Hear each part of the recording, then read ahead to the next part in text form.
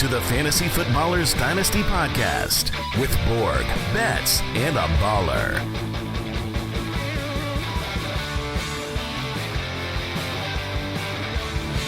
Welcome in.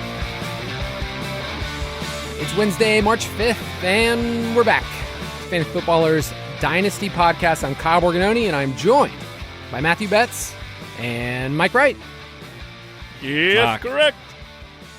Yeah. It was a little bit of a like, hey, boo-boo. Yeah, it was. It's Mike Wright. I'm just going to be stuck in the same cadence forever. In this episode. This episode, by the way, is a rookie mock draft. It's special because it's right after the combine. What kind of mock draft is it, Kyle? You know, it's a Superflex one. That's because there's people. Pipe down, all you Superflex nerds. We're giving you what you need. So, Mike, I was talking with Kyle a few days ago, and we were talking about just, for the show. He was like, hey, you want to do one quarterback, Superflex? What do you like? And I was like, yeah, we can do Superflex. That's fine. And I just realized that you don't play in any Superflex Dynasty leagues. Is that right? That is correct. I am in in 3 dynos. Old school. And they're all single quarterback. Old school. But Okay. Old school. yeah, but Keep I know up, you Mike. co-manage some teams during the year, Superflex with Andy and Jason. Yeah, I've dabbled.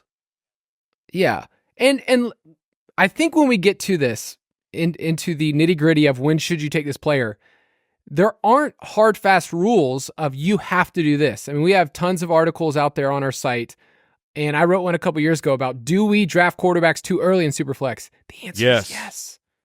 Oh, So- I Way too didn't early. even need your answer. I can tell everyone that the answer is, in fact, yes. And my rankings reflect it. Like if you're in the UDK plus, you can see just a difference of philosophy between me and the 2 other guys. Where I'll let the cat out the bag.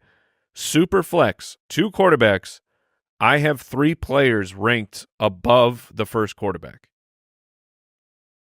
Because that's how I roll, baby. I'm fine with that. I'm fine with that when we get to the discussion of when you get to 101, 102, 103. I could see it go as far as 104 or 5, Ooh. depending on the landing spot. So it matters when we look at these players and their longevity, because you think, oh, I have a quarterback for the next 10 years.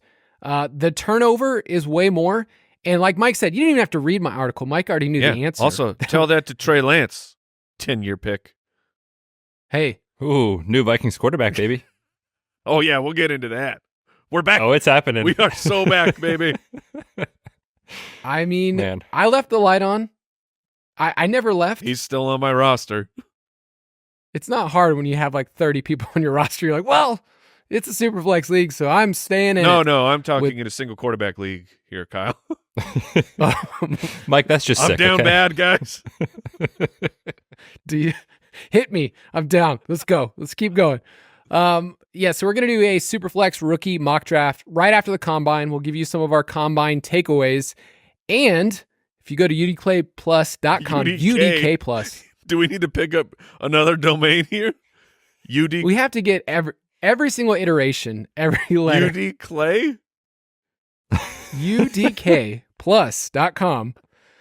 We just updated the Dynasty Pass, a post-combine update with the risers and fallers, a new 1 quarterback rookie mock draft. So we're going to give you a 1 quarterback and a Superflex on this podcast. The rookie rankings were updated. We also have some new series in there with our Dynasty life cycles, and I just put out an article about wide receiver thresholds in Dynasty. So, I mean, we keep adding to this, and we don't increase the price, Mike. It's a terrible, terrible plan. Someday I will. I don't believe it. I don't believe it. Mike, you are HR. You are in charge of this. Well, yeah. I also own part of the Fantasy Footballers. It's a good running bit that, yes, you get all of that, and then we get to keep adding the Dynasty Pass, and then you get the Ultimate Draft Kit, which is the biggest part. So udkplus.com. Before we get into our mock draft, I wanted to get a couple of takeaways from the combine and from you guys, kind of give your perspective of what shifted the most, what confirmed your priors. Betz, I will let you go first. Yeah, I don't have a specific player that I was just like wowed by at the combine, but I think it just solidified in this class. Like if you have early second round rookie picks to mid second round rookie picks, there's a lot of guys in that range that I would be very, very excited to have. And in that mock draft that you referenced, that is in the Dynasty Pass, I think I drew the 109, I believe, and it kind of felt like to me like that's kind of where a tier break happened, where I was like, I don't love anyone here. So my takeaway was, I think the depth of the class was only solidified by some of the testing we saw this past weekend. And so if I do have a late first and there's not a guy that I'm absolutely in love with, I might be trying to move back a few spots and maybe grab 2 seconds for the 110 or the 111 or something like that. That's kind of my takeaway. I didn't have anything major as far as any of the specific players. Ooh, someone's not a Ladd McConkey guy. I like Ladd. I mean, the gauntlet drill, dude, he looked so natural and so smooth. Not just I always think it's really, really funny, though, when we look at the combine and like you see stuff that is being done on a field without pads, without defenders, and everyone's like, oh, he crushed the drill. It's like, just watch him play football. You saw the same stuff in an actual NFL game. So I'm not a guy that reacts a lot to the combine. I will say 4.39 for Ladd McConkey, very nice number for a guy like that. I wonder if for the coaches that there is something about kind of like just like the overwhelming stress and pressure of the combine, because I'm in complete agreement of just like watch the film. We've seen guys bomb the combine the 40 time, and it like off the top of my head, Dalvin Cook bombed the 40, and right. and it in the Dynasty community there was a really sharp reaction to it.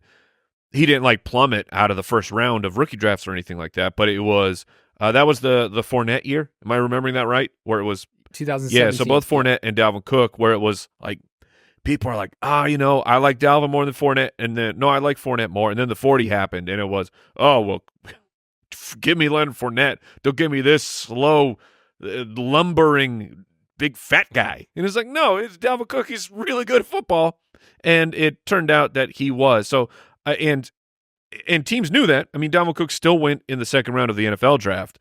So I wonder if I'm just speaking for myself. I guess that's how I would look at it, because the combine, that's intense pressure. Where in a game, once you're in the flow of a football game, you lose track of what's going on outside of you. And now all that matters is in the game. You're so locked in and focused, and you have a team. You have 11 on 11 on the field. In the combine drill, all eyes are on you, and you make one slight mistake, and this thing is going to be magnified. It's going to be posted on social media. Troy Franklin, you weaving and running real slow in your gauntlet draft. So I wonder if that's kind of it's a stress test of, I know you can do this on the field. What about when pressure is real heavy? Can you rise to the occasion? Can you perform and show me your best stuff?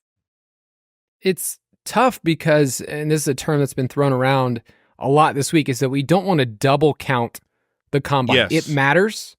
It matters to the NFL, and sometimes it matters too much to the NFL, where you see players boosted beyond measure because of what they did at the combine. So you don't want to double count it, and for certain players, you can go back to and say, hey, this kind of confirmed what I thought. Like, this production looked really good.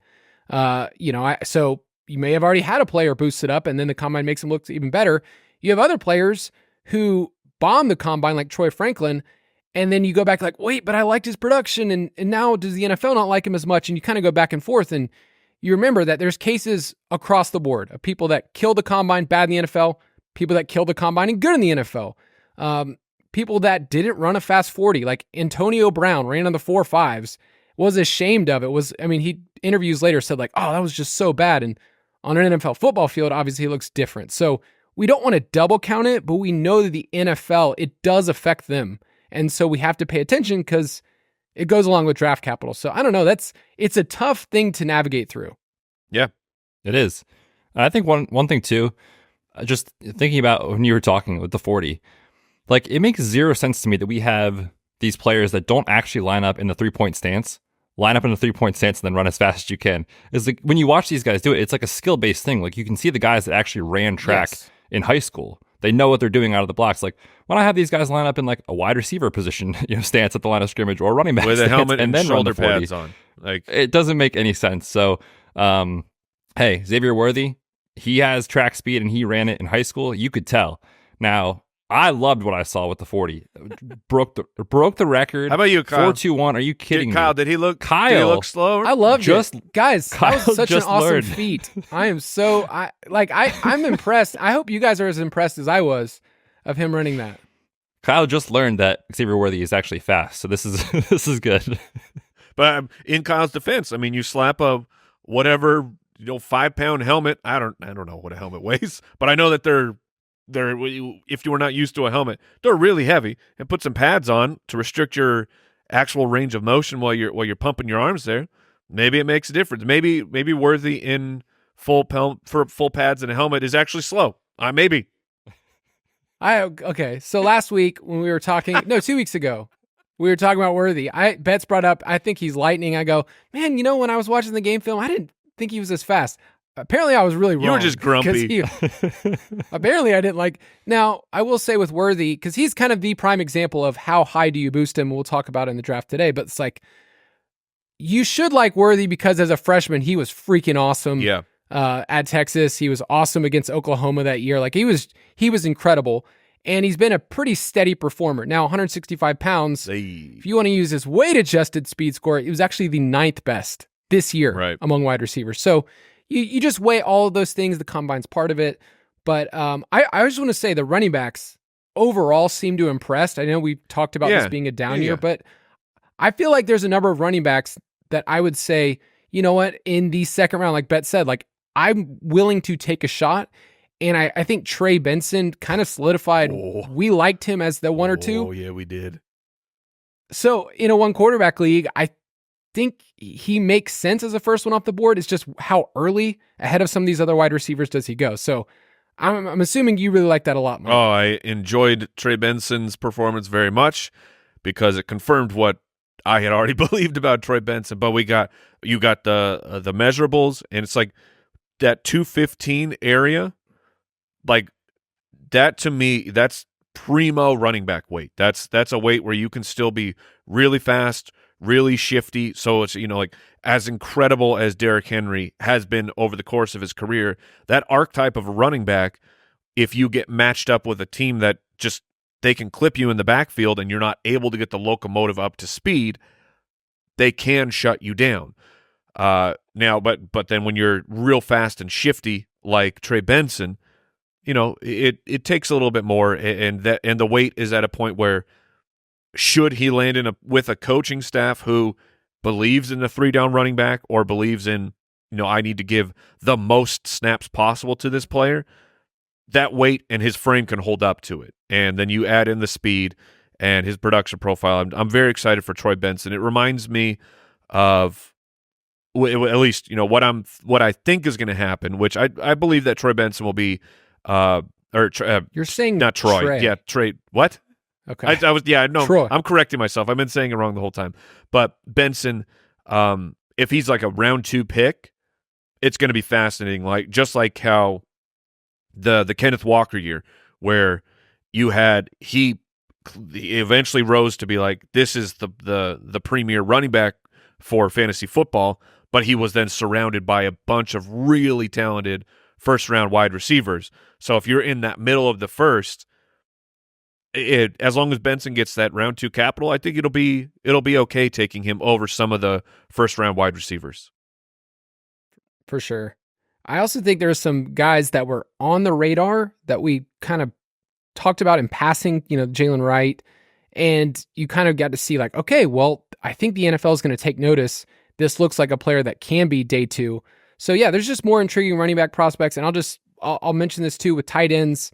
We're going to cover them next week. We haven't talked about the rookie tight ends outside of Brock Bowers very much, but I think there's some athletic guys that you can take a chance on at the end of round 2 and round 3 in your rookie drafts. That tight end's the one position I do care about the combine. I actually do care about the athletic measurables, what they can do after the catch. So, Theo Johnson from Penn State, Ben Sinnott from Kansas State, Devin Culp from Washington, a couple names that seem to improve their draft stock. I mean, we're guessing, guys. We still got a month and a half to go. So any last thoughts, Betz? No, I think you guys touched on everything, but I agree with like the Trey Benson take that Mike had where, he does, I think, to me, at least after what we saw, if he does get round 2, I think he probably will be RB1 for most of us.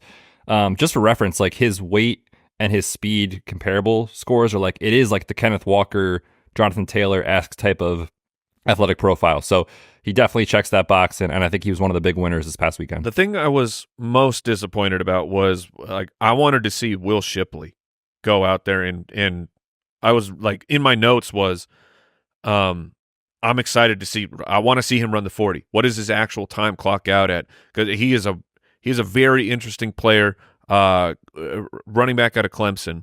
Because when Jason and I compared notes, I was like, I saw a fast, twitchy guy who, well, it's not elite top speed, but it was like, to me, it was good top speed. Jason's like, well, I saw a really slow guy.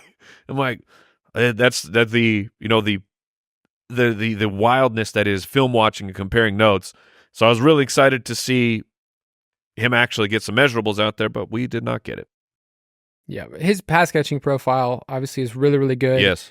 This past year was hurt a little bit, kind of shared the backfield at Clemson. So yeah, there's so many names this year. Like I feel like we're getting a wealth of offensive players that we can take shots at, and then wide receivers, guys. Like I mean, recent mock drafts have 12 guys in the top 50. I wonder if that's going to be too many, that we're like plugging in too many names, but I don't know. Like I feel really good, like Betz mentioned, about my second round picks being worth something, and there's going to be draft capital, where before it's like, I kind of like this wide receiver. He went in the 4th round, and that's kind of it. So speaking of drafting, let's go for it.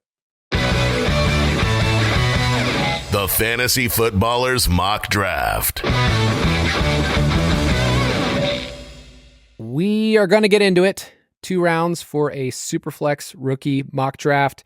We're going to give Betz the first pick, Mike the second, myself the third, and we'll go in order that way. So we're not really thinking in terms of, I've already drafted this player, and here's what I need to do. We're just going to go in order of what we think things should be. And I'm mostly interested in where you think a tier break is. And if you think, okay, so I could see myself taking a quarterback here based on team need, but I don't feel forced into taking one. I think that's kind of where people feel lost sometimes. Like, somebody told me I was supposed to. It's a super flex league. And at the end of the day, you're passing up a lot of players. So if you want to look at that article on the website, it's Do We Draft Quarterbacks Too Early in Superflex? And the answer is yes. So Betz, why don't you start us off? Well, after that, how can I even take a quarterback here, right? I mean, you just Imagine told me not doing to. That. So it's interesting at the 101 in Superflex, because I think a lot of people will say, you just take Caleb Williams here and you move on. And I get it. And this is actually a spot where I do think you could draft for team need. Like if you did need a quarterback, take Caleb Williams. For this exercise, I'm going to do what I would actually do in a draft. And I would take Marvin Harrison Jr. because I believe he is the best player for fantasy in this draft. And a lot of NFL draft evaluators have said he's the best prospect in this class, regardless of position. Now, he's not going to go 1.01 because, positional value in the NFL and all that sort of thing. But we talked about him at length. There's really nothing you can say negative about him. Didn't test this past weekend, but he has nothing else to prove. He is the best player in this class. And so I think about, too, when I take this pick, a guy that's going to hold his value, I don't want to say no matter what, but almost no matter what after happens this year, there's going to be believers in Marvin Harrison Jr. next year. And even if like Caleb Williams has a down year, we have questions like, is he the guy, right? It happened with Bryce Young. Now, no one wants Bryce Young, but if you took him at the 102 or 103 because you quote unquote had to in Superflex, now you're holding the bag. So I'm taking the best player in the class to me, and that is Marvin Harrison Jr. And right now in best ball, he's basically going as a wide receiver 1 for this year. So it's crazy. It's it to me, like I have a 101 in a couple of leagues in both Superflex and in one quarterback, and I would take him there. And I just would. I understand people have needs, but Marvin Harrison feels like a player that 2 or 3 years from now, you're going to be holding value and maybe even ascending in value. It's rare to be able to say somebody like, okay, he can join a Jefferson. And, there's still a percentage chance. Can he get up into that tier of Lamb, Jefferson, Chase? But I think we could say, hey, he has the highest percentage chance. And it's rare if you're getting that pick to be able to do it. So 101, Marvin Harrison, I mean, just blew my mind, Betz. I had no idea. Nice. Hot take.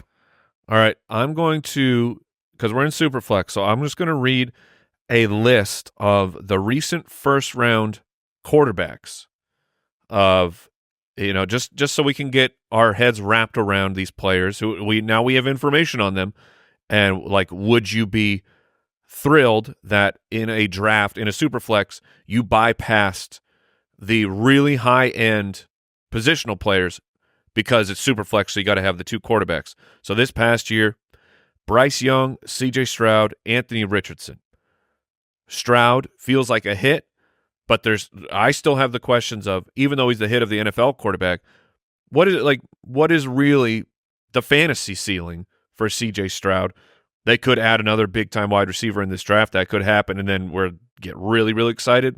But the point being, for as great as C.J. Stroud was this year, fantasy-wise, it was really good for a couple games, and then the rest were just meh. Anthony Richardson, that's TBD, feels like a hit. Kenny Pickett, that's a total miss. Trevor Lawrence, Zach Wilson, Trey Lance, Justin Fields, Mac Jones. Do we have an actual difference maker in that list? Fields maybe had some points per game moments, but yeah, it's right. But now the team wants to trade him. Where's he going to end up? But the point being, Trevor Lawrence was Caleb Williams before it was cool. I'm a generational, easy 101 pick. As soon as the NFL season ends, the team can just hand in their draft card because they know who they're taking. Then we have Joe Burrow, Tua, Justin Herbert, Jordan Love, and I'll even throw Jalen Hurts. We got to include him. That's a pretty good hit. Right there. Some difference makers. Kyler, Daniel Jones, Dwayne Haskins, Baker Mayfield, Sam Darnold, Josh Allen, Josh Rosen, Lamar Jackson. Like, far more misses. And the point being, just actually stop and think about the quarterback position for a moment. If Caleb Williams hits as an NFL quarterback, what does that mean? Like, statistically, is he going to be in a situation where he can be the player he's actually throwing for 4,500 yards and 30-plus touchdowns on the reg? I mean, I don't know. So I just wanted to preface that and set everything up, because if I have the 102, I'm assuming that Marv is going to go at the 101. If the 101 was ahead of me and they took Caleb Williams, I'll take Marvin Harrison. But if it goes Marv at 101, at the 102 in a Superflex, I'm taking Malik Neighbors. I think that he is truly a special player. I think that there are situations in the NFL draft that could even flip the order, that I prefer Malik Neighbors in a rookie draft over Marvin Harrison. The route score that I brought up a couple weeks ago, his is the highest of anyone we're measuring this year. My only concern on him is like he was in the slot, as long as I'm seeing it right, was about 53% of the time. And Kyle, correct me if I'm wrong on that one, with the numbers that you have. But then you go, well, Justin Jefferson was in the slot a ton for LSU, and he turned into a superstar. So maybe that's bad analysis of just saying, well, they're the same school.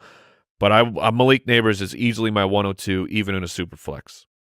Yep, exactly 55. Okay, 55% of his targets were there. So I have him there too. And I just, Betz and I message all the time when we watch film. We'll give each other just little comments. It's like, I was doing Jaden Daniels' evaluation, and then I just ended up saying, can I just watch Malik Neighbors for a while? Because he just bailed them out so many times on third down, so many times where it's just too good. Now, landing spot, the other day I was like, what if he goes to Tennessee or something? Yeah. I'm like, I hate any landing spot for a player that goes to Tennessee, especially in the second round or something. The top of the draft is rough because it's really, it's really the Cardinals make sense to me because Kyler Murray. Opinions are all over the place, but Kyler Murray has produced for fantasy football. He has given us high-level wide receiver production with DeAndre Hopkins, and we even had some moments with Hollywood Brown. But so after the Cardinals, which it's probably Marvin Harrison Jr. right there to the Cardinals at 4, but there is a world where it ends up being Malik Neighbors. And then after 4, if your wide receiver of choice is not drafted there, you're hoping that they kind of tumble a little bit more than the mock drafters are saying, because after pretty much 4 through 8 is, oh gosh, I hope the talent can overcome. Yeah, I'm worried about a couple of landing spots that we have all these wide receivers we're trying to bunch in, and then we're going to look up and go, 2 or 3 of those. I don't love it. Let's take a quick break, and then I'll get back to my pick.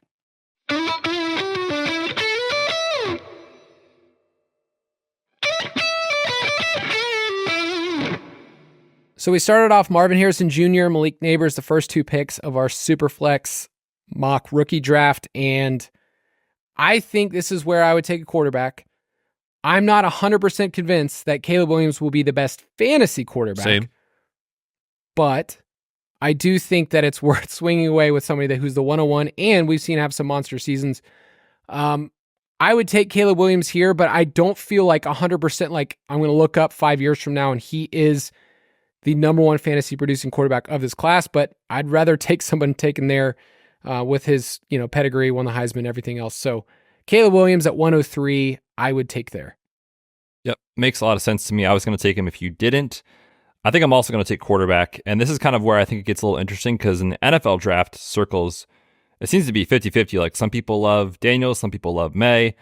I think Drake May projects as a much better NFL quarterback, but in fantasy, we care about rushing. So I'm going to take Jaden Daniels, who dude can run.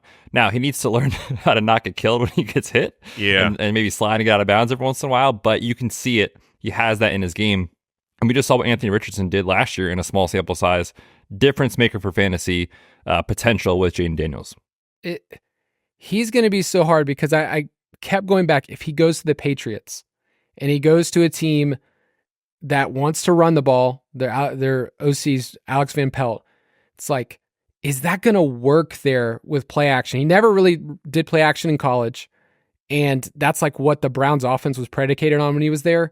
So I don't know. I just look at that landing spot. I'm like, if that's it, I'm just not super excited, but I'm also not super excited about Washington. So who really knows? I'm excited about the player. I think Washington would be okay though. Washington got Terry. I mean, Dotson, we'll see, but and Cliff got some good fantasy seasons out of Kyler. So I don't think it's terrible if he goes to Washington. All right, Mike. Where are you guys at with the rumor mill of Washington moving up to number 1? Are you giving it any? I think they would love it. I think the Bears are taking Caleb. Okay. Yeah, I think that too, and I think they're should be happy if they take May at 2. Like I would be happy as a franchise. All right. Same. So the 2 primo quarterbacks are off the board.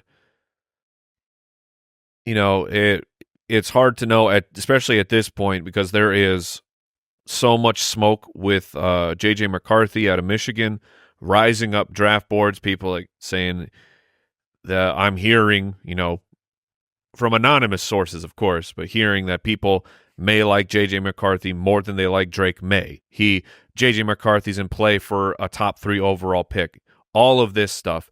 And we know that the NFL draft surprises us frequently. Like Daniel Jones going very, very high. Going 6th overall, and we all go, huh? But, it is what it is. And both of those quarterbacks, we'll see. But Rome Odunze is a special talent, so I am going to stick with him. He is the one where it feels like if anyone's going to slide and then just be scooped up by the Chicago Bears for the pairing of the first, the franchise quarterback, another incredible wide receiver talent. So I'm going to take Rome here. I tried to find reasons to not like Odunze, and it's just really hard. Like the mounting, data in front of you that just says, hey, he crushed in all these areas. He was on an awesome team. His production profile, his size, the way that it seems like the scouts like him. It seems like the way he tested well. It's like you don't have to find reasons for certain players to like poke holes. It's like he really just doesn't have very many. So if he gets top 10, he belongs. Did you guys see the thing? Look, this is small. This is just another like layer of pro Rome Odunze stuff, but like he was doing the 3-cone drill at the combine, and he had a certain threshold that he wanted to hit, so he basically just kept at it. Like so it was just he doesn't need to keep doing it, but he wanted to try and hit a certain time. So that's just I don't know. It's a small thing, but it's a character piece where when we're on the outside of, we can't do any of the interviews, we don't get access to any of those things. You're just trying to piece together, does someone have the character and the mental makeup to make it in the NFL? So this is just it's another little, green flag for Rome for what he was doing. So if I have a checkbox that says, does he have the dog in him? He may. We'll see. Could, just a little note, could have the dog in him. Official scouting report. Just like headline breaking news, Rome Odunze could have the dog. 106, I'm sitting here and I would take Drake May. Yeah, this is where I would do it. I think that the top 6 picks here, I'm okay if you change the order of, Daniels or May or Odunze at 4, but I kind of see a little bit of a tier break here after this pick in Superflex. Now, like if you don't have a quarterback need, I could see you want to go somewhere else, but if he's taken 2nd overall and he runs like he did in college, like this isn't just like, hey, here's like 5 yards here and there. Like he could be a player that gets 25 plus yards per game in the NFL, which is just such an awesome floor. Yeah. Sometimes he's reckless, but sometimes we want that for our NFL quarterback. So Drake May, I like a lot. Some days I want him to be my number 1 quarterback, and I just want to say it. But so Drake May at 106. I mean, you gotta love the 25 yards sounds so inconsequential, but dude, that's turnover insurance. Of if you're getting -2 for interceptions, those things do add up. But if you know that I'm going to get at least 2 points every week from rushing, and then I can just kind of anticipate that the interception is built in, it does matter over the course of a season. Yeah, and one thing too with May, real quick before we move on, comparing him to Daniels, like Daniels is the more prolific runner just when he takes off and goes. But with May, like he kind of played a little bit of hero ball in college, like around the goal line specifically, like, and I'm not making the comparison that he's going to be Josh Allen, but like Josh Allen vibes, like inside the 10 of like, okay, I can't find anyone, like I'm just going to do it. And for fantasy, those rushing touchdowns mean a lot. So I like that point with Drake May. This does feel like a tier break in Superflex where you get to the spot and you're like, okay, do I go Bowers? Do I go Brian Thomas? We love Troy Franklin. That's kind of where I'm thinking. I don't think JJ McCarthy for me for fantasy would be in contention here at the 1.07 right now with the information we have. So I'm going to look elsewhere as far as not taking quarterback. I'm going to interrupt you real quick, Betz. How did you react to Troy Franklin's combine, where I already mentioned the gauntlet was not his strongest drill, but also the measurables, the size and the weight, or height and weight, I should say, were lied about. Which, why are we doing this? Like, why do colleges do this? Like, we aren't going to find out what they actually weigh or how tall they actually are. This is such a bizarre thing to me that people lie about how tall or how heavy you are. You are what you are, man. Just embrace it. It's almost more surprising when they do come in. Yes, it is. Like, oh, you're actually 6'2"? That's amazing. Yeah. Like we should just auto deduct from now on in our charts, like behind the scenes. Just like we know for a fact you are not going to be this. Blake Corum, I'm sorry. You're not even 5'8". You're 5'7", dude. That's how it is, and that's what he measured as. Yeah, but, and Blake Corum was what, like 205? Yes. I mean, it's a big gap. Jason was running the numbers of like, who are the day 2 running backs that are this short, 5'7"? And it's a very small group. It's basically, MJD, Devin Singletary. Yeah, but MJD was 205 pounds in each thigh. Dude, he was a bowling ball. If you go by height, it's very few. If you go by weight, there's more, and there's also a ton of misses. But like, it matters a ton. And so yeah, with Troy Franklin, not 6'3". He's even shorter. I mean, he's not Tyquan Thornton size. He's even shorter than that. But it didn't set well with me. Okay. I was sad. All right, back to your pick. Yeah, I mean, it definitely wasn't what I was expecting / hoping for. That said, everything about what I've seen with his production profile and on tape, he's been playing at that weight for forever, right? And I know Xavier Worthy kind of got some, pushback on Twitter when he weighed in at like 165, and he was like, guys, I've been playing at 165 all year. Like, this is who I am. So again, I'm not going to overreact to the combine. I will say one guy that really did surprise me at the combine, and I'm going to take him with this pick, is Brian Thomas, who just from a pure, watch the game, watch the tape standpoint, I think I like Troy Franklin a little bit better. But the buzz around the NFL is that Brian Thomas is a lock to go round 1, almost a lock to go in the top 20-ish picks is kind of what it seems, top 25. Whereas like, Troy Franklin, A.D. Mitchell, Xavier Worthy, like these guys are all kind of fringe round 1 guys. Brian Thomas is definitely going round 1. And we mentioned at the top of the show with his 40, when you adjust for weight, his was actually more impressive than Xavier Worthy's. So I'm going to give a slight nod here to Brian Thomas. I'll admit I'm not the biggest fan in the world, but again, this is kind of where I see a tier break, and so I will go ahead and make the pick with Brian Thomas. I like it. I had him here too. Yeah, no, it's excellent. You saved me a monologue, and you saved me a excruciating thought process of, do I take Trey Benson here, or do I take the guy who I think is going to be a really highly drafted wide receiver who could land, and because he's in the middle rounds, could land on a better team, and he did test out at the combine, but I can't take Brian Thomas. So it's I guess if I knew where J.J. McCarthy's draft capital actually was, he would be in strong consideration here for me as well. But we were also told that Will Levis was going to be, a top 3 pick once upon a time, and then he went in the second round. So I don't have a read. I don't know where J.J. McCarthy's going to go, but I do know I love Trey Benson, and everything got confirmed and improved upon from the combine, so I'm going to take him right here at the 108. I like it. Mike and I were messaging yesterday, and I was like, I feel like in a 1 quarterback league, he can go as high as 106. He could. And I think he belongs somewhere between the 106 to 109, 110 in Superflex. Like it just makes sense, especially if we get, top 40 pick in the NFL draft. So I don't mind this at all. Like I feel like I could be looking back at this and go, look at all these wide receivers. And then a year from now, like, man, the number 1 running back was sitting there for me, and we're always desperate for running back help. And I just passed for, whoever else. At 109, I'm going to take Brock Bowers here. Ooh. I agree. If I knew that J.J. McCarthy was, an early first round pick, I would take him. But Brock Bowers seems to be a top 10 guy. He is not normal, doesn't move like a tight end. And we'll talk more. We're going to have a whole episode talking about the tight ends next week. So I would take Brock Bowers at the 109.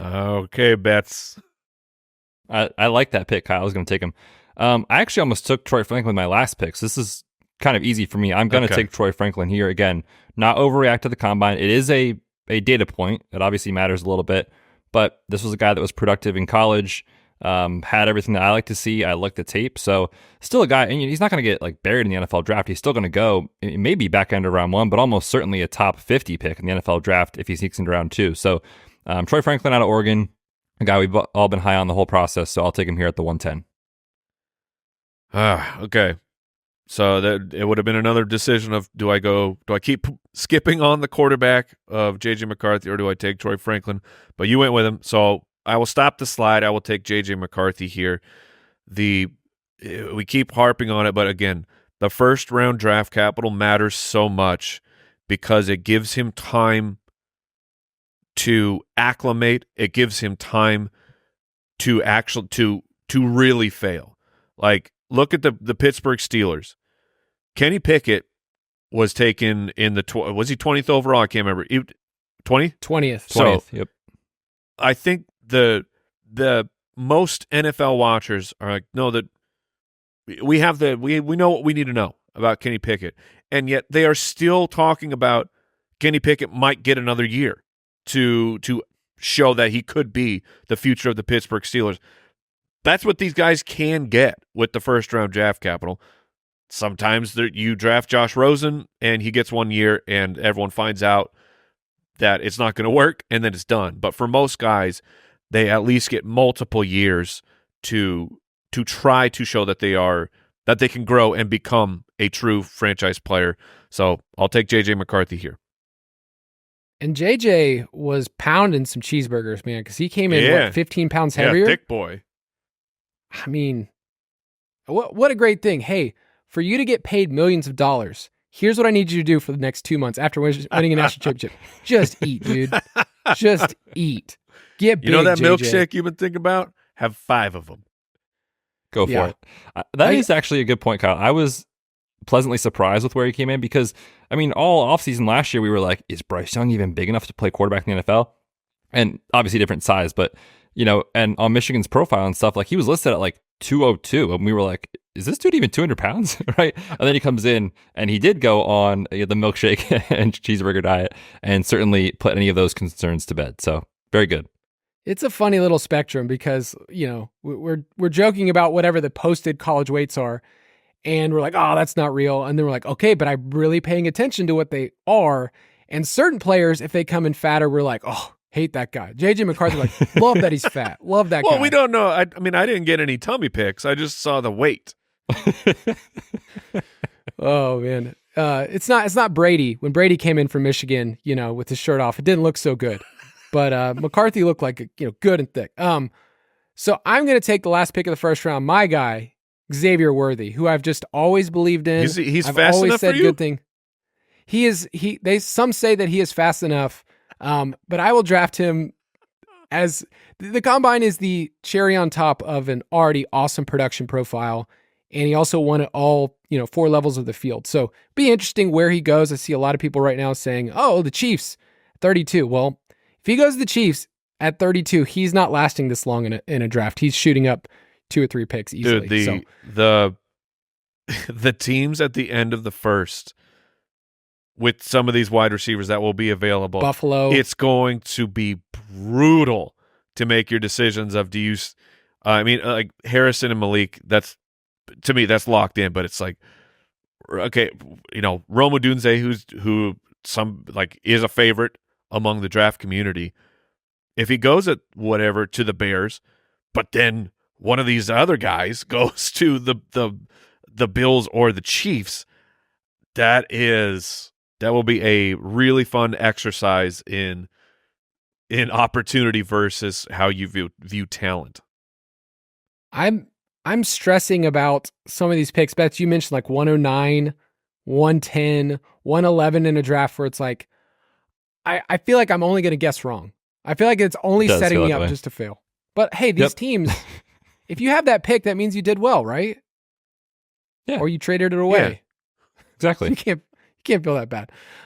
Let's take a quick break and we'll get to the second round.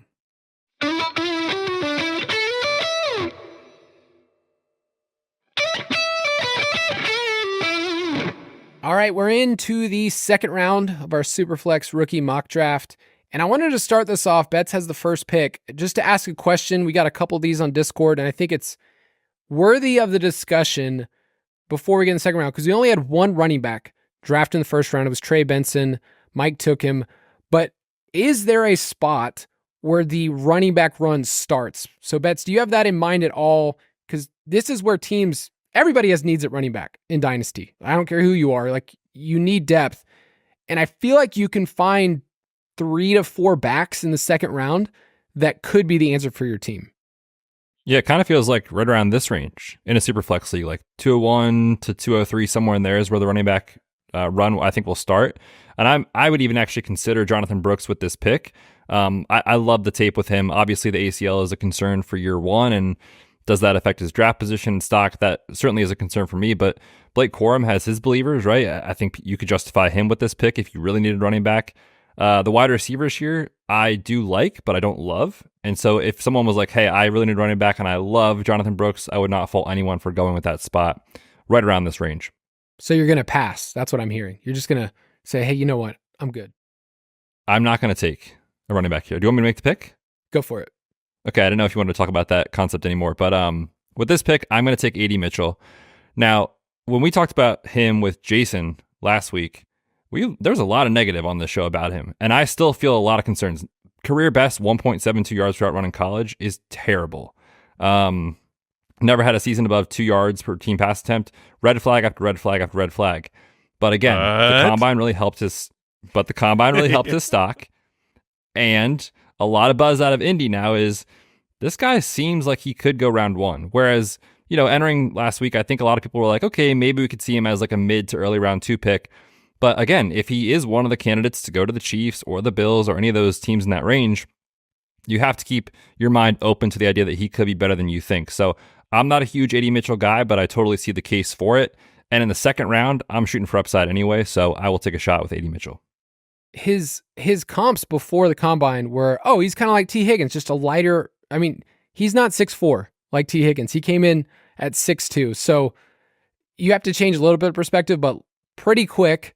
And yeah, I mean, the combine did wonders for him because, I was ready to kind of be like Jason, be like, this is just another fringe player. Did it really work out for those other people? It never really does, but it might. Some people delude themselves. So Mike, 202. So this is tough right here. For me, it would be between two players. It would be Ladd McConkey out of Georgia, or my number 2 running back, Braylon Allen out of Wisconsin, who is just, that dude is an absolute unit. He is a tank. Not knowing the landing spots or the draft capital, I think this is the place, or I'd go with Ladd. I'm going to go with Ladd. I'll take Ladd McConkey, who again, a very mysterious man, because of when on the field, elite production, real fast, has the build that we need, metrics or measurables and athleticism comps to essentially Garrett Wilson, but Georgia didn't use him, which is so weird. It is so weird. Like, Kyle, in this time, have you come up with any idea what the heck your team is doing with a player who, when he's on the field, it gives you such elite production, but they're like, nah, we're not going to put him on the field very much. Maybe they use the Arthur Smith, thinking of you think that we'll do this. Yeah, okay. We'll focus on our tertiary players because they'll never see it coming. Rotate. Yeah, they rotate players way more than you think for a team that just won 2 national championships. But the craziest thing about Ladd is you'd think, this is a slot-only wide receiver. Like, no, they used him outside as mostly a dude that could just win there. And some of the deep stuff didn't work as well, but just so nuanced. And what we saw on film was what we saw at the combine of, the gauntlet drill, he looked like he was made for that. Yeah. So smooth. And I think with the right team and the right system, like in that middle level, I think he will just destroy. He is his zone versus man numbers are outrageous. His zone yards per route run is 4.27. It's wild. Those are wild numbers. I need to go back because that was a really good discussion we had last week on Ladd and just saying, okay, how do you sort through these small sample sizes? And, I wish we would have seen more.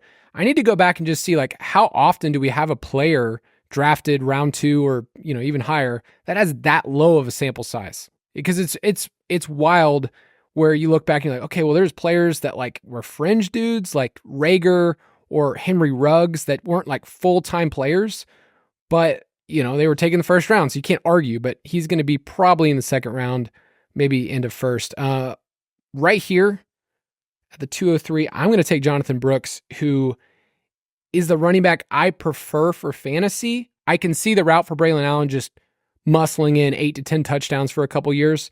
But if I knew Jonathan Brooks was healthy, like if he was fully healthy, I think he'd be my number 1 running back. And so there's a reason he dips here. But yeah, I like him a lot. Jonathan Brooks it'll be very difficult to invest in a running back who will give you close to nothing. That's what I'm expecting. And I'm sure he's ahead of schedule right now, but imagine not being. Yeah, exactly. His was a November tear. Am I remembering that correct? So what's the timeline on that, Betz? He had a late November surgical date, so he should be back on the field at some point in training camp, most likely, but not really 100% until, I don't know, halfway through the year. Right. So man, it's so rough to go on guys like him and Jamison Williams. Different position, obviously, but Jamison Williams right now is the red flag of, the draft capital was there, but we lost essentially his entire rookie season because of the ACL. Now, there's other stuff with his profile of got in trouble for gambling, but like if you took Jamison Williams right now in rookie drafts, I'm sure everyone who's done that has gone back and looked and been like, well, there's Chris Olave, who I could have drafted, or Garrett Wilson, or just so many players that you took Jameson Williams over who are now successful, and it feels bad. Let me put this to the test, because this is a spot where I've tried to trade some rookie picks, early seconds, for players that I know are known commodities. And I could have earlier in the offseason maybe gotten something better, but I've looked at players like Kendre Miller, we've talked about on this podcast, Tyjae Spears, that I don't think I can get any more for these picks. So would you rather have Jonathan Brooks or Kendre Miller in Dynasty? That's a tough one. Over Spears, I would take Jonathan Brooks, because right, like Tyjae Spears is at peak value right now. It will be there. There's a world where the Titans go into the season and say, "This is a complete rebuild year.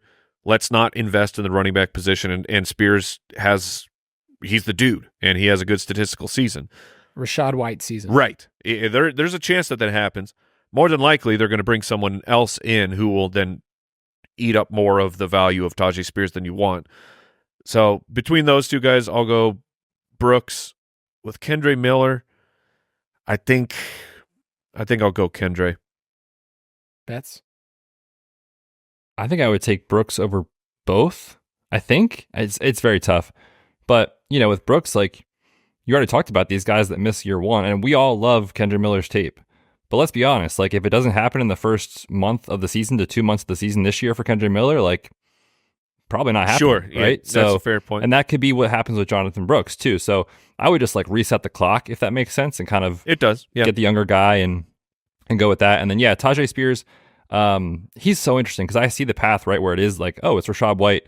No one really wanted him on what we thought was going to be a bad team, and he just got all the work, and he's great for fantasy, and he can catch the ball. So I think I lean Tyjae Spears just barely over Brooks, but the more talented player, in my opinion, is Brooks over all three of those guys. Yeah, I mean, 50 receptions for a running back as a rookie, which is what Spears had, which is what Rachaad White has, that's why we're using that comp, is a really good indicator moving forward, especially on a depth chart that is barren, but it's a really bad team. So I like all of those running backs, though. I will say, like, man, I'd love to have those guys on my team. Betz, you're at 204, and we're getting to the point where I can hear people saying, what about the other quarterbacks? Where do they fit in? So are you guys even thinking about Bo Nix or Michael Penix Jr. at all? Not at this point. I'm not. I'm not either. It's with Penix, like if he's kind of the guy that bucks the trend and is what is he, a 6-year player, 5-year player that comes out. He's still playing right now. He's still in college, actually running it back one more year. Just loves the game, guys. Guys just wants to play. As Kyle has pointed out many times, these like 24-plus-year-old guys that are just in college for forever don't hit, and he's not going to run, right? So I'm kind of out on Penix, and then Bo Nix, same story for me, where I get it that he could get a shot to be a starter, but I'm still at a point in this part of the draft where like I like these couple running backs we're going to talk about.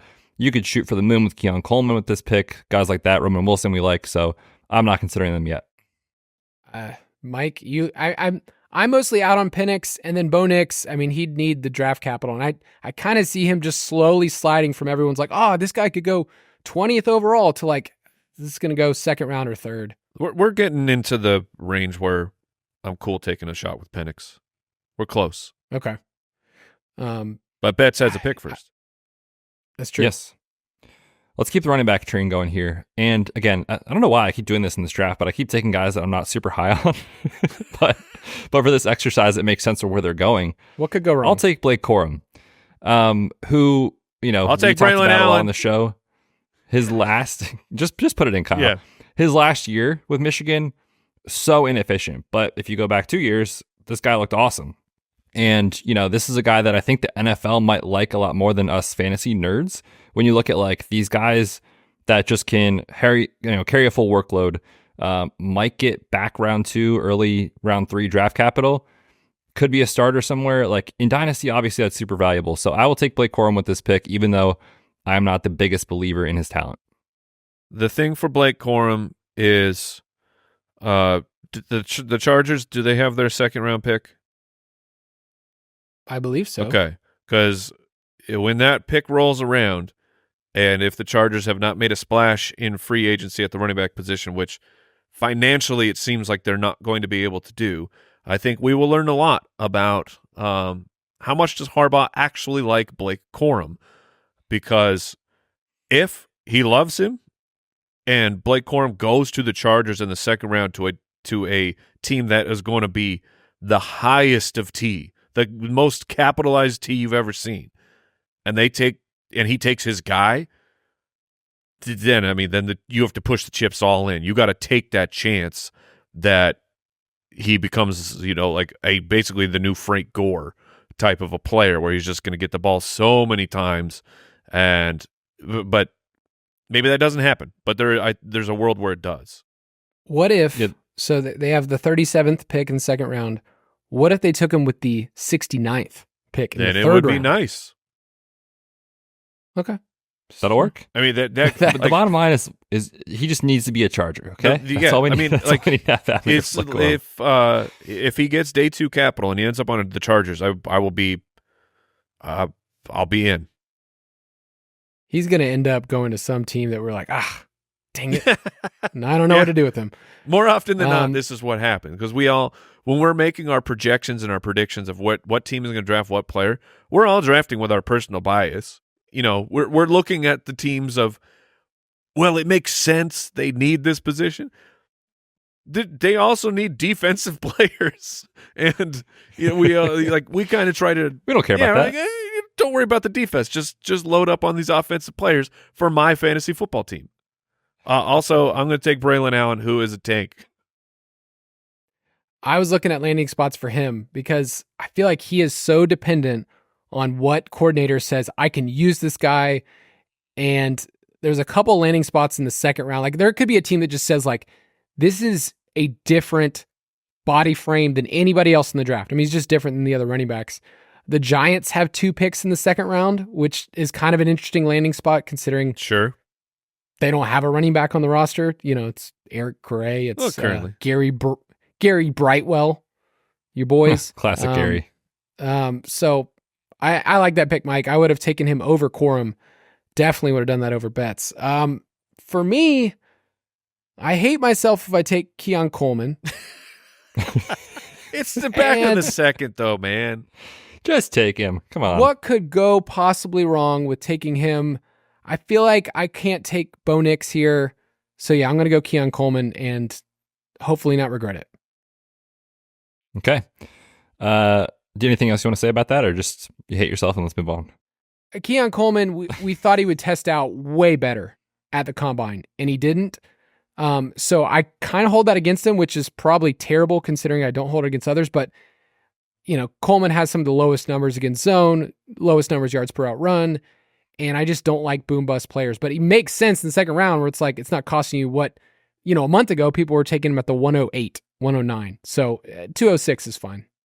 Yeah, and in this range, if the upside case hits, you're thrilled with this pick, and if it doesn't happen, who cares, kind of thing, right? So I'm with you. That's where I would take him as well. I'm gonna go back to the running back. Well, I'm gonna take Jalen Wright here, who is a big time winner from the combine, a guy that just destroyed as far as his speed score and specifically his 10-yard split. It was off the charts. This is a guy, though, that I really want to go back and watch more of. I don't have a firm opinion on him, just wanted to highlight him on the show and say he is rising in terms of kind of how he's viewed, I think, in not just the Dynasty community, but also the NFL draft circles after his performance. At Tennessee, there was like no defenders in the box. I don't know if you guys watched any of his tape and stuff, but we gave Jalen Hyatt a pretty hard time about that last year of like, this offense is kind of, Mickey Mouse kind of fluky stuff. And because of they run that scheme, this dude is running against like 5 defenders in the box sometimes, and he's just ripping off huge plays. So I'm not sure where he's at from a talent perspective, but he's a 3-year player, early declared from the SEC. He was just ultra athletic at the combine. So I'm going to keep the light on for Jalen Wright. I will keep the light on as well. There's enough smart people whose opinion I respect who are talking up Jalen Wright. But I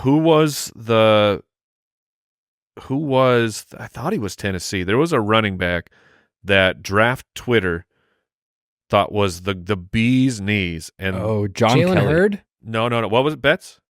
John Kelly. John Kelly. Drafted by the Rams. Yes. In the, what, 5th round? Something like It was day 3 for sure, because it was this guy before the NFL draft happened. If you're new to Dynasty, these things happen. Us nerds in our mom's basement, we get worked up on players. But I thought his tape was great. Like I thought he could have been a good player, and we were all very excited for him. You know, I think he was firmly at a top 5 running back before the NFL draft happens. Then the draft happens, and day 2 happens, and you go, "Oh, well, I didn't hear his name," and the NFL does not care for this player. What's 6th round, 176 overall. Was he Tennessee? Woof. Yeah, he went to Tennessee and was drafted by the Rams. Yeah, so just just like a newer, not a name emerging, kind of just feeling like thinner. At least the buzz. I'm not saying people didn't know who he was. I'm saying the social media buzz around this player.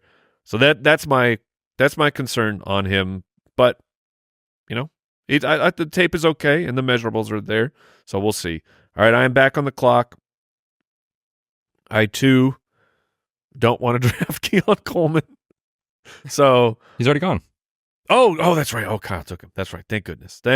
I fell on the sword for the team. So speaking on falling on the sword, I will draft Xavier Legette out of South Carolina because I want to feel pain of watching a player on tape going, this guy is electric. His athleticism is ridiculous. Then it was measured at the combine. I'm like, this guy in his highlights, not just high points, like he tippy-top points the ball with strong hands, making really, like, the production of last year was incredible. And I'm like, man, what did this guy do?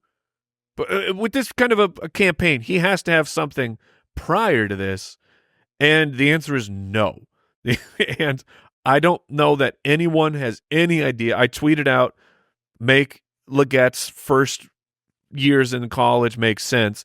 And there's some interesting ideas, but all of them are like, even if that it's the truth of what happened to the player, why he couldn't get on the field, it still doesn't make sense. It still doesn't make sense that this guy, that coaches could see this player in practice daily and see what this kid's doing athletically and go, nope, we got to keep him off the field. It's not time yet. He's not it. He's not it.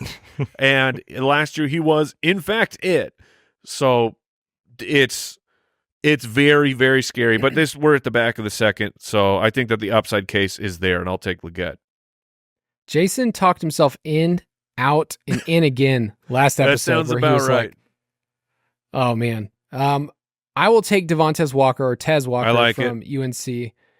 It's shooting for the moon. I think right here, I'm between Walker and it feels like Roman Wilson would be a safer pick. But Walker actually tested really fine in terms of a lot of his combine metrics. As tall as we thought he was going to be, as fast as we thought he was going to be.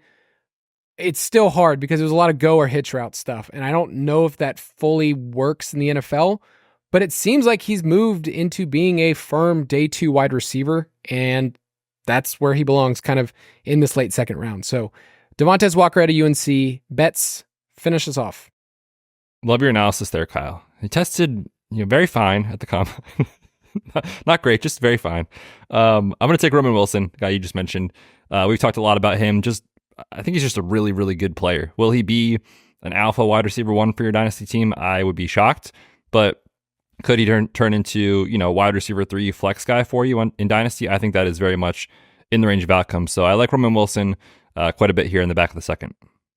Well, I will do it. Michael Penix Jr. He probably doesn't make it to this point in your home Superflex drafts. I'm guessing maybe the NFL draft happens and it's just an absolute catastrophe, and no one wants him on the team.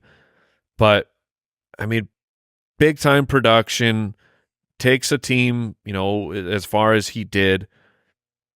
It's worth the shot in the back of the second. Especially like now that we're talking about this level of running back and wide receiver, we're into the late day 2, maybe day 3 type of guys. So I'll take a quarterback who should should see second-round draft capital? Maybe, yeah. He should. I mean, him or Knicks. We'll see who does. I think you could take either of those guys. It's the last pick. I'm sorting between Jalen Polk, Malachi Corley, who I like. I want to like Bucky Irving more, but my combine people tell me that he's now worthless. He's still going to catch passes in the NFL. Just kind of looks like, okay, is this, day 2 or is he turned into day 3? So, no other running back I really, really like here. No Estime for you?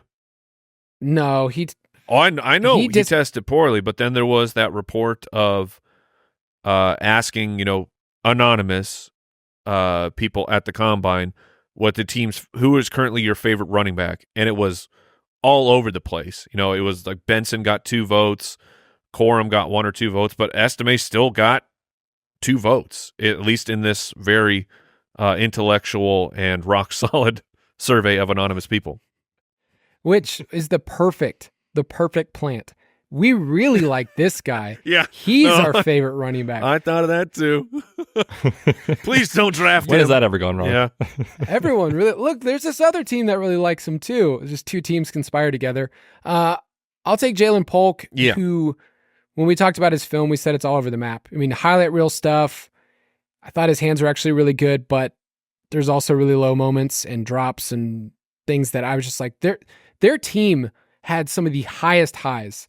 And then when you look at just how many opportunities they had, like their production stuff, you kind of have to contextualize because these guys are running 600 plus routes compared to Ladd, who's running what, like 150 or whatever. Like it's just it's so different when you look at that. But I think Polk, I think where we landed Betz, you said he's kind of like a Tyler Boyd. I used Josh Reynolds as this guy's probably going to stick in the NFL.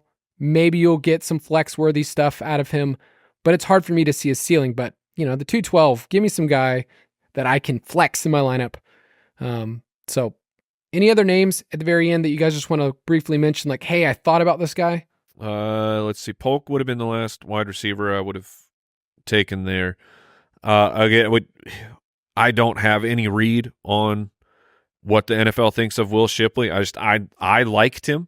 He looked like a capable player to me who could be that, take some work on the ground, but also be a pass catching specialist, which if you're in any type of PPR scoring, but I don't know. He could be anywhere from a round 3 to like a round 7 pick. I don't have a read. And I think he'll run and test at the Pro Day. Clemson's Pro Day, I believe, coming up in the next couple of weeks. So hopefully get more information on him. The other name I'll throw out, not that I was necessarily considering him, but he was like the talk of, Dynasty Twitter and whatever for the last couple of weeks was Malachi Corley. And now no one's talking about Malachi Corley, right? He didn't test at the combine. We talked about him last week's episode if you want a more detailed breakdown. But basically it's like this guy's awesome when he has the ball in his hands, but they just didn't ask him to run NFL routes. So we have no idea if he can even be an NFL wide receiver in the traditional sense. So he's interesting because his targets route run type stuff and his yak is obviously very good, but a lot of that was just manufactured touches at the line of scrimmage. So he's interesting in round 3, I think, if you're looking for an upside play. I'll just throw out Jatavian Sanders, tight end for Texas, who we will detail more next week when we get to talk about the tight ends, talk about some of these guys that late second round, third round is where we feel more comfortable usually taking tight ends. Like last year in the second round, you would have gotten Laporta and you would have said like, okay, it's fine. Let's see. And then obviously it worked out as the tight end one in fantasy. Laporta is a trap. Not him. It's a trap. I'm saying Laporta of tricking us back into drafting tight ends in rookie drafts. As long as it doesn't cost me anything, which we'll talk about next week. I mean, the hit rate is doo-doo. So we'll even weigh with Brock Bowers, like, okay, if you think, okay, I need to take this guy at the 105 or 106, it hasn't been good. The Hawkinsons, the Eric Ebrons, Evan Ingram turned it around though, right, Mike? He did. I would say so. As long as you held on to him, held hope for this long.